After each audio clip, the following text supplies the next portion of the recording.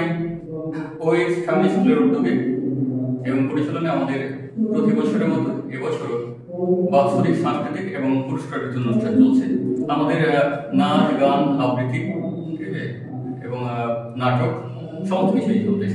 আজকে আমাদের বিশিষ্ট এলাকার বিশিষ্ট সমাজসেবী রিজাল করিম মহাশয়, আমাদের বিজয় মহাশয়, আমাদের রানী কমিটির বিশেষ সদস্য আছেন।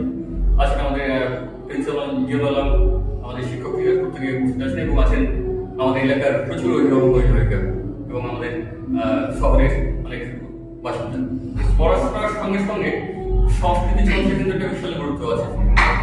সাংস্কৃতিক চর্চা যদি না থাকে তাহলে কিন্তু শুধু বুদ্ধির নয়, তাই মনের প্রয়োগ দরকার। সেই মনের প্রয়োগটা যদি পাবে না বাচ্চারা, সেক্ষেত্রে শুধু বৌদ্ধিক বিকাশ নয়, আমাদের চাই প্রত্যেকটা বাচ্চার মানসিক, তার সামাজিক, মানবিক সমস্ত বোধের বিষয় আছে।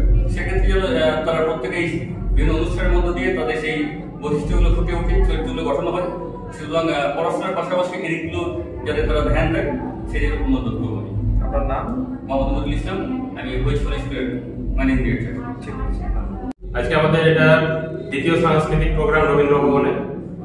আজকে বাচ্চাদের জন্য, বাচ্চারা স্কুলের সমস্ত যে বাচ্চা আছে নার্সারি থেকে ক্লাস 6 পর্যন্ত, তাদেরই সম্পূর্ণটাই প্রোগ্রাম।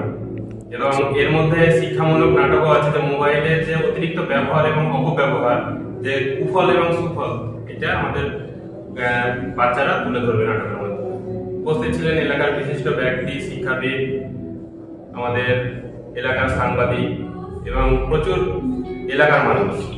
আজকে আমাদের মূলত বাচ্চাদের যারা পজিশন করেছে, ফার্স্ট সেকেন্ড থার্ড হয়েছে, এবং যারা শুধু ফার্স্ট সেকেন্ড থার্ড নয়, যারা কালচারাল দিকে এবং বিভিন্ন যে অলরাউন্ডার একটা ব্যাপার আছে, যে আমি শুধু পড়াশোনা করলে যে আমি সমস্ত কিছু পেয়ে গেলাম সেটা না, আমাকে সামাজিক পুঁথিগত শিক্ষা নিতে হবে, সামাজিক শিক্ষাও নিতে হবে। এদিক থেকে যারা অলরাউন্ডার তাদের জন্য অ্যাওয়ার্ড রয়েছে। এবং যারা কনসাস টিচার আছে, কনসাস গার্জেন আছে, সিনসিয়ার গার্জেন আছে, প্রত্যেকের জন্যই অ্যাওয়ার্ড আছে।